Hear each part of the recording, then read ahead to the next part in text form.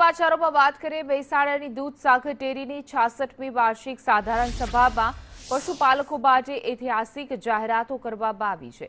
Dairy દ્વારા આ વર્ષે ₹455 કરોડનો નફો જાહેર કરીને તમામ દૂધ ઉત્પાદકોને ભાવ વધારા પેટે આ રકમ ચૂકવવાની સાથે 10% શેર ડિવિડન્ડ આપવાની પણ જાહેરાત કરાઈ છે। છેલ્લા 5 વર્ષમાં ડેરીનું ટર્નઓવર ₹9,043 કરોડ સુધી પહોંચ્યું છે અને દૈનિક 45 લાખ લીટર દૂધ સંપાદનનો નવો રેકોર્ડ પણ સર્જાયો છે।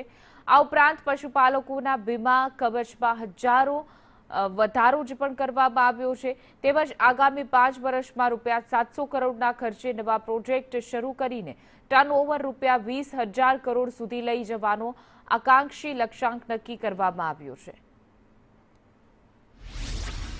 દૂધસાગર ડેરીનો નફો જાહેર કરવામાં આવ્યો એ 455 કરોડ રૂપિયા નફો પશુપાલકોને આપવામાં આવશે।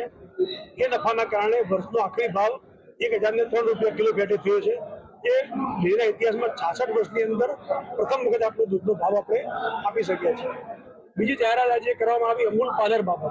અમૂલ પાર્લર એવો કોન્સેપ્ટ છે કે બધી જ મંડળીની અંદર અમૂલની પ્રોડક્ટ મળતી થાય, સાથે સાથે અમારી જે પણ મંડળીઓ છે અને અમારી જે કર્મચારી મંડળી સહયોગ છે એની પણ મીઠાઈ, ફરસાણ અને અમૂલની વસ્તુ આ બધી ગામની અંદર મળતી થાય અને એ પણ મંડળીના માધ્યમથી મળે તો વર્ષના જે નફો થાય પાર્લરનો એ પણ મંડળીમાં રહે એવા ઉમદા ભાવ સાથે અમૂલ પાર્લર માટે શરૂઆત કરવામાં આવી છે।